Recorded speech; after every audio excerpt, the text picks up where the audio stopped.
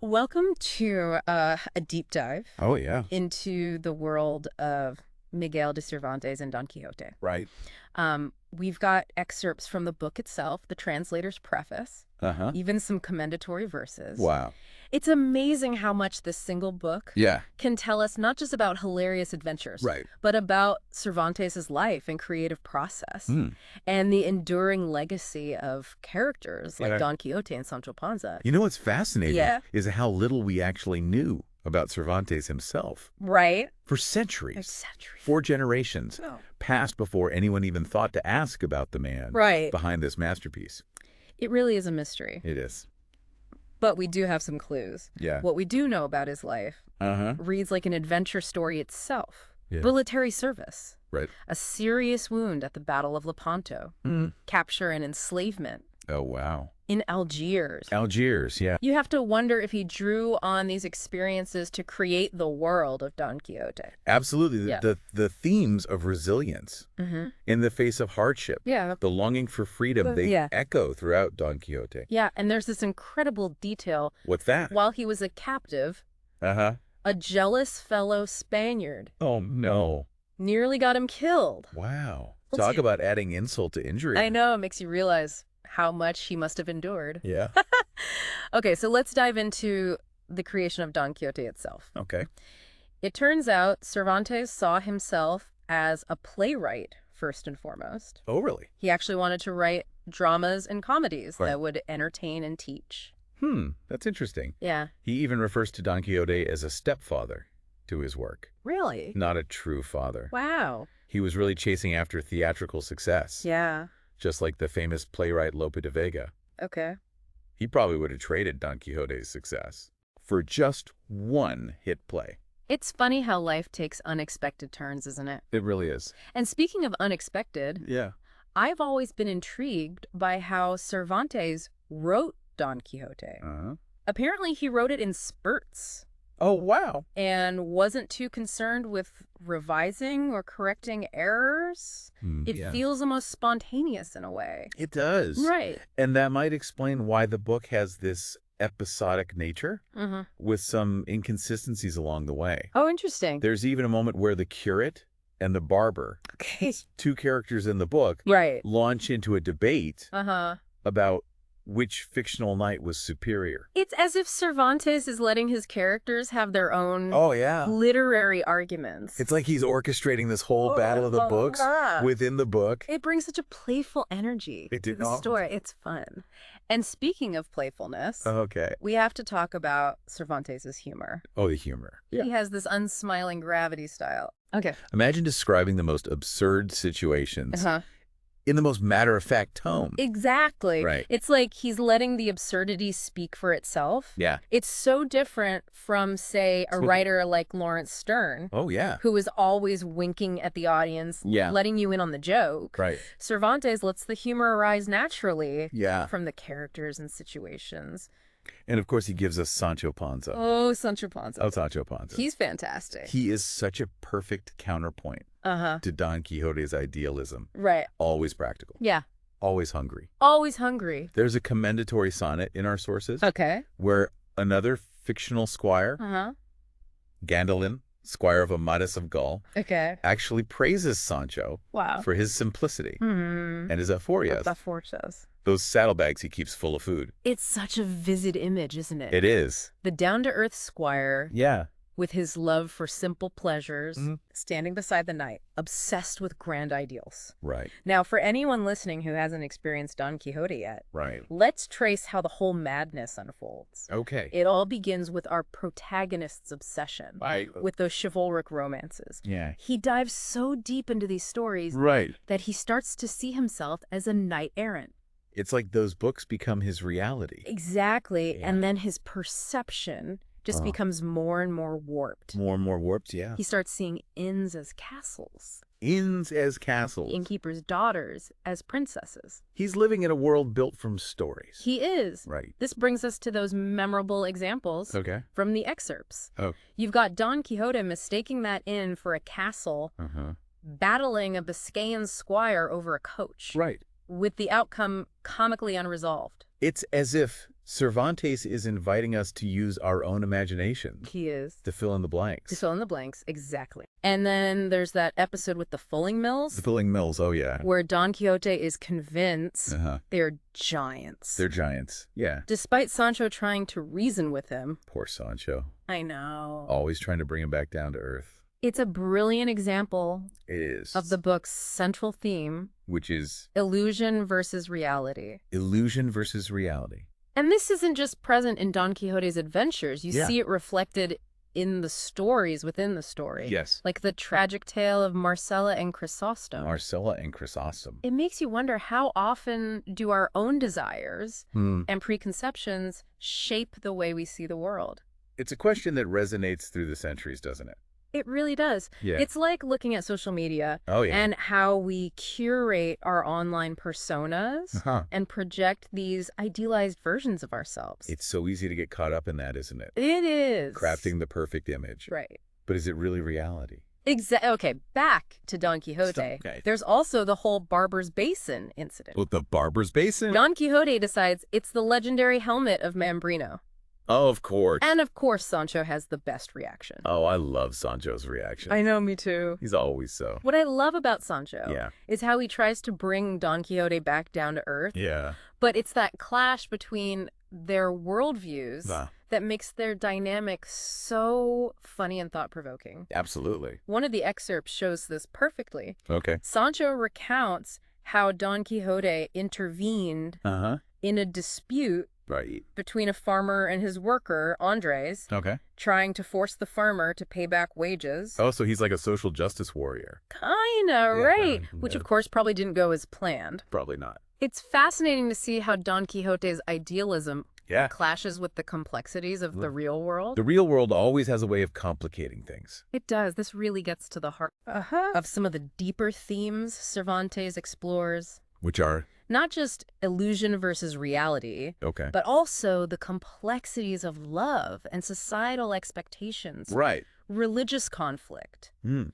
the desire for freedom. Exactly. He weaves those themes into the larger narrative Uh-huh. through those stories within the story. The stories within the story. Yeah. Like the captive's tale Right. and Zoraida's letters. That is letters. They open up a whole other layer of perspectives. They do. Ooh, They yeah. give you these glimpses into different lives, Yeah. different cultures. And it makes Don Quixote feel so much richer Yes. than just a straightforward adventure. It's a tapestry. It is. It's a reflection on human nature itself. It is. And speaking of reflection, Yes. we haven't even touched on the debate Oh, right. about chivalric literature itself. Oh, the books themselves? Don Quixote, the Canon, the Barber, Right. they all have such different viewpoints Yeah. on these books and their value. It's like Cervantes is making a meta commentary Right. on the very genre Yeah. that inspired Don Quixote's madness. And then you have Sancho, Oh, Sancho. who represents a completely different perspective Yes. on knighthood. He's all about the practicalities. He doesn't care about glory. Yeah. He wants a more tangible reward. The more tangible reward. Like that island he keeps reminding Don Quixote about. The island? It's a running joke. Right. But it also highlights how differently they see the world. They see the world through such different lenses. They do. And then we have a character like Samson Carrasco, Samson Crossman? who challenges Don Quixote to return to knighthood, Right. but his motives aren't pure admiration. There's something else going on there. He's actually trying to control Don Quixote. To control him. It's another layer of complexity, making Yeah. us question who gets to define sanity and madness. Right. And that's where Don Quixote gets really thought-provoking. It does. What is normal anyway? What is normal? Isn't it all a matter of perspective? It's all relative, isn't it? It is. Okay, we've covered a lot of ground already, We have. and you've given us so much to think about. My pleasure. But before we get ahead of ourselves, Okay. we need to dig deeper Okay. into these themes and really unpack the significance of Don Quixote. I'm ready when you are.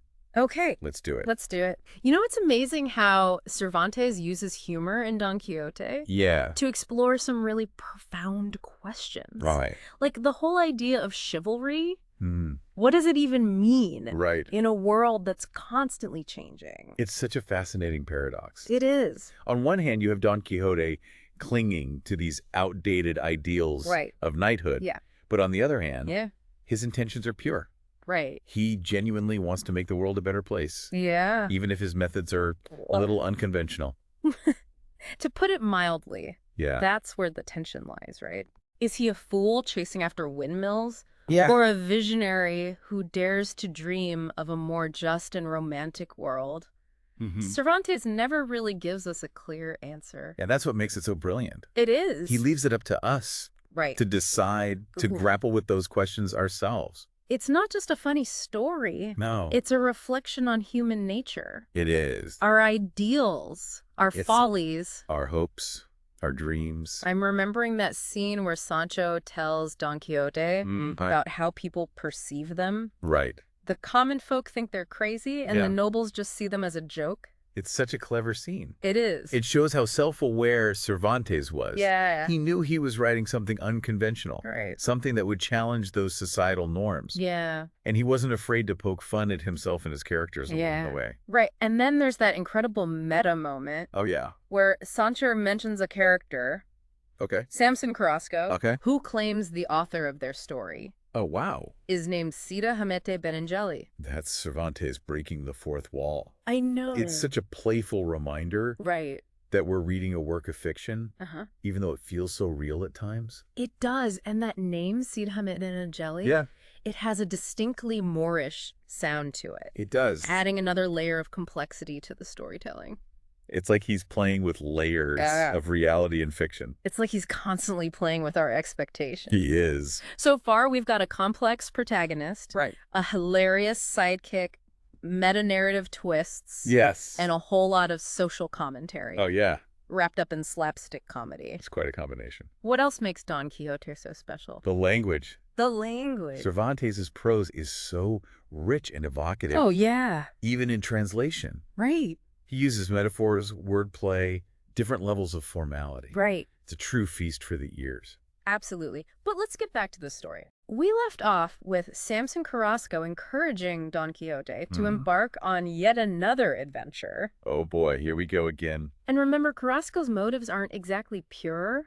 No. He's trying to control Don Quixote. Control him. Maybe even cure him of his madness. Right, but as you can imagine, Yeah. that backfires spectacularly. Oh, yeah. Don Quixote sets off on his third sally, Third Sally. dragging the ever-patient Sancho Panza Poor Sancho. along with him. And of course, Yeah. the adventures just keep getting wilder. Like that time he tries to fight lions. Exactly. Oh, my. Talk about taking chivalry a bit too far. Right. But that's our Don Quixote. That's Don Quixote. Always ready to face any danger, Yeah. real or imagined. And it's those imagined dangers that really make the story fascinating. They force us to question our own perceptions of reality. It makes you wonder. It does. After all, isn't there a bit of Don Quixote in all of us? That's such a great point. Maybe we all have our own windmills to tilt at it. Yeah. Our own dreams that seem impossible to others. It makes you think, doesn't it? It does. What are we passionate about? Yeah. Even if others don't understand. What are those things? What are the impossible dreams we hold on to? The impossible dreams. Right. And maybe that's what makes us human. I think so.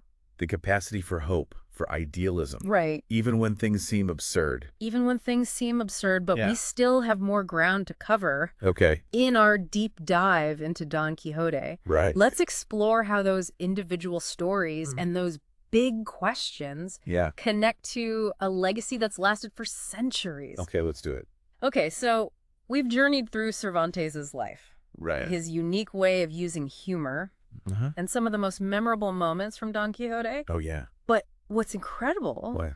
is that this book, written over 400 years ago, Wow. is still relevant today. Yeah, It still makes us laugh, makes us think. it does. It sparks debate even now. It really speaks to the power of a great story. It does. Think about it. Yeah. Don Quixote's madness is fueled by his love of Right. those chivalric romances. Right. He quite literally reads himself into a different reality. It's like he believes it. He does. Yeah. It makes you wonder what stories are shaping our worldviews today. That's a great point. Yeah. Whether it's books, movies, social media, the stories we consume definitely have an impact. For sure. Don Quixote also makes us think about truth and perception. Truth and perception. What's real and what's imagined, can we ever be sure? Especially now, Right. when we're bombarded with information from all sides. From everywhere, yeah.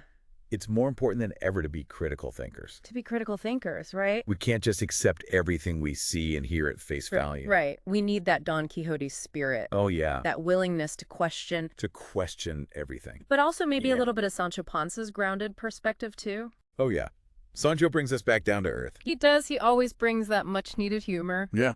reminding us not to take ourselves too seriously. He's the perfect counterbalance. He is. And ultimately, Yeah. Don Quixote reminds us of the resilience of the human spirit.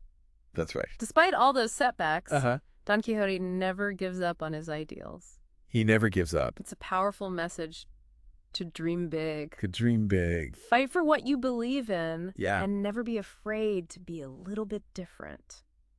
I love that. So what can we take away from this deep dive into Don Quixote? Good question.